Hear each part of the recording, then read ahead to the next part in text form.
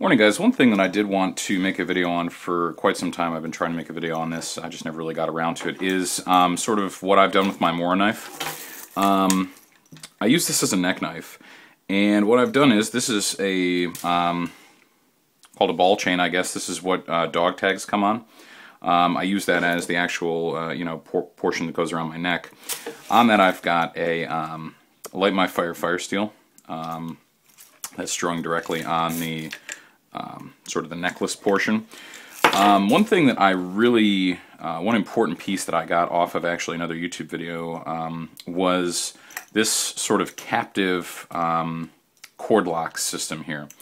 Basically what this is in my opinion, the Mora knife, it's a great knife. The one limitation though is sort of the way that it's held in the sheath. It's just kind of flimsy, especially after use. This gets, all it has is basically a little click is what holds it in there. And in my opinion, to be using this as a neck knife would be, in my opinion, a little on the unsafe side. So what another YouTube member came up with was, and maybe this is something that's, in the bushcraft community or something that's really evident, and people use this all the time, maybe I'm not sure, but this was just revolutionary for me, in my opinion. I added a whistle to the end of it, but basically this is just a piece, a loop of cordage with a cord lock on it. And what you do is you put it through the belt loop portion here, and what you do is you flip it over the top, and then you cinch the cord lock down on the knife handle. And what that does is your knife is not going anywhere. I mean, I can pull on that thing, and you can see how much force I have to put on that thing in order to actually get it to even move even half an inch there. So once again, this is it holds against the rubberized portion of the handle there, and it really is just a nice additional safety feature for me, in my opinion, for this knife. That knife really isn't. It's in my opinion, it's not gonna go anywhere once you once you cinch that cord lock down on there.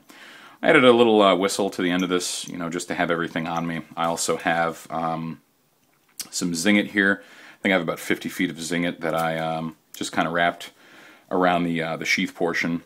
I have under that some of these, I think they call them Ranger bands, just some piece of inner tube. These help with fire starting and things along those lines.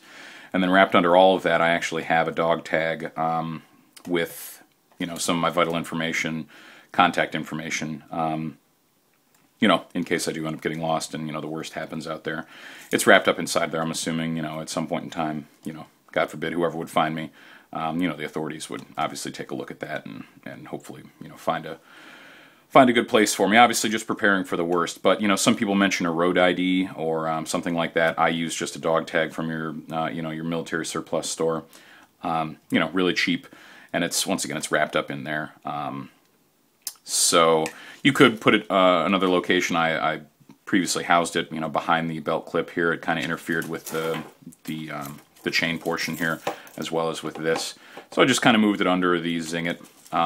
Once again, in my opinion, if it's preparing for a worst case scenario, anyways, someone will disassemble this, I'm assuming, to see what's in it. But at any rate, so that's my neck knife system. It's been, it's been really useful for me, just the way that everything's at hand. I always have my knife around my neck. I also have, the emergency whistle at hand. I have my fire starting equipment with me.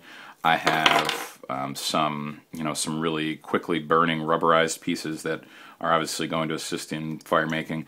I have some cordage, and I have some identification all around my neck. So in case I do, God forbid, lose my pack out there, I've got everything close by.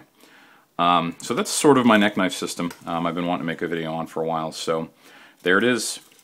Thanks for watching, guys.